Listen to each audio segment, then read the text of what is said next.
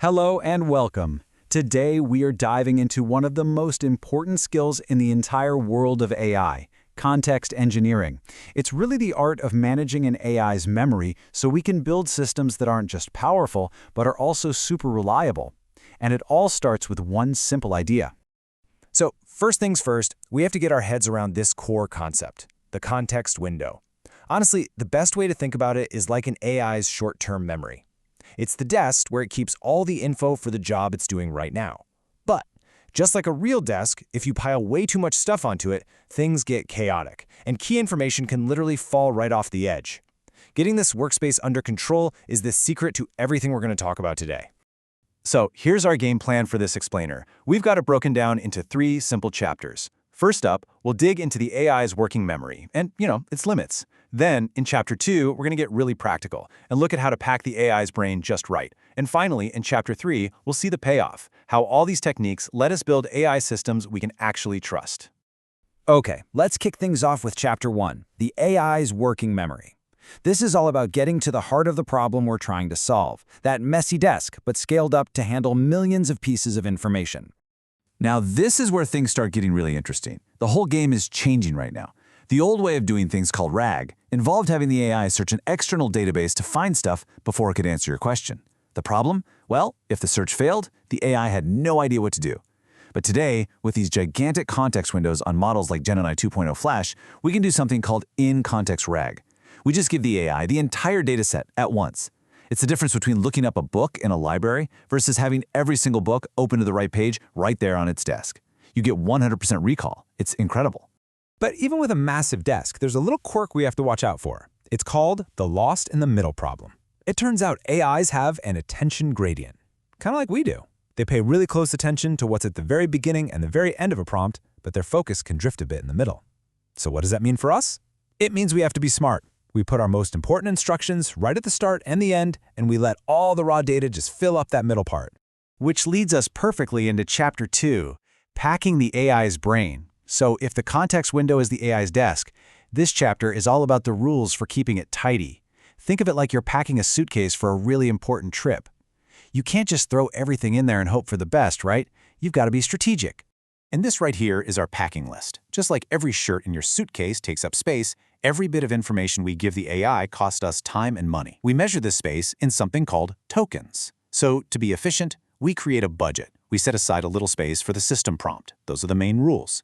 We leave some room for the conversation history, so it remembers what we've been talking about. The biggest chunk, of course, is for the actual data it needs to work with. And, this part is key, we always leave an output reserve. That's empty space in the suitcase, so the AI has room to actually create the answer.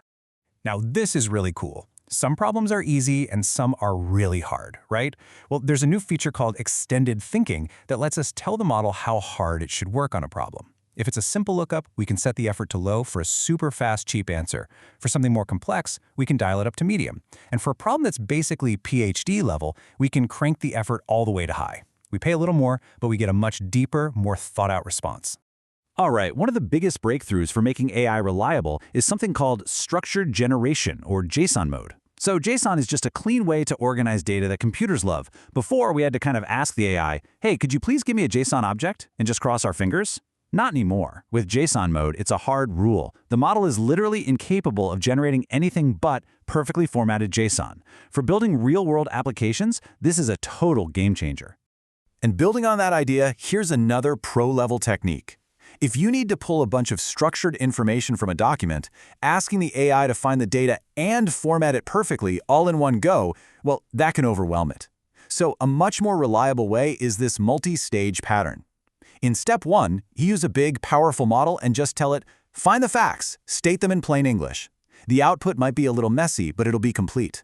Then for step 2, you bring in a smaller, much cheaper model whose only job is to take those messy facts and pour them into your perfect JSON structure.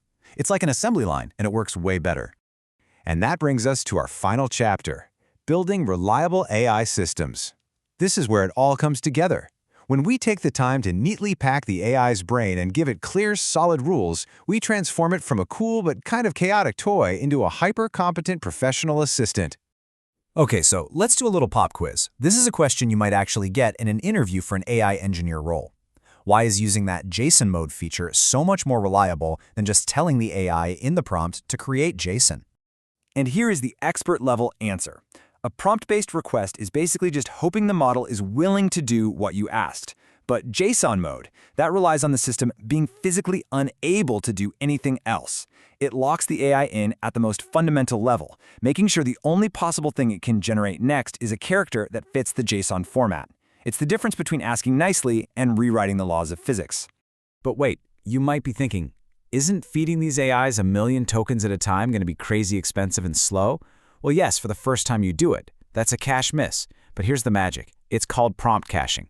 The next time you ask a question about that same document, the system remembers it. It's a cache hit. And look at that. The cost drops by about 99%. This makes it super efficient to keep working with the same big code base or the same set of legal documents again and again. So, let's put it all together. What did we just build? By using all these context engineering techniques, we have created a truly professional AI assistant. It's way faster because caching gets rid of a ton of wasted effort. It's more thoughtful because we can literally dial up the brain power for tough problems. And, most importantly, it is 100% reliable because structured generation means we get perfect, machine-readable data every single time. And that leaves us with one final big idea to think about. As the AI's memory, its context window gets so big it's practically infinite, the bottleneck isn't the technology anymore, it's us. The big challenge is no longer about what the AI knows, but how well we can ask our questions and how we structure its thinking. So the real question is, are we ready to become better architects of thought? Thanks for joining me.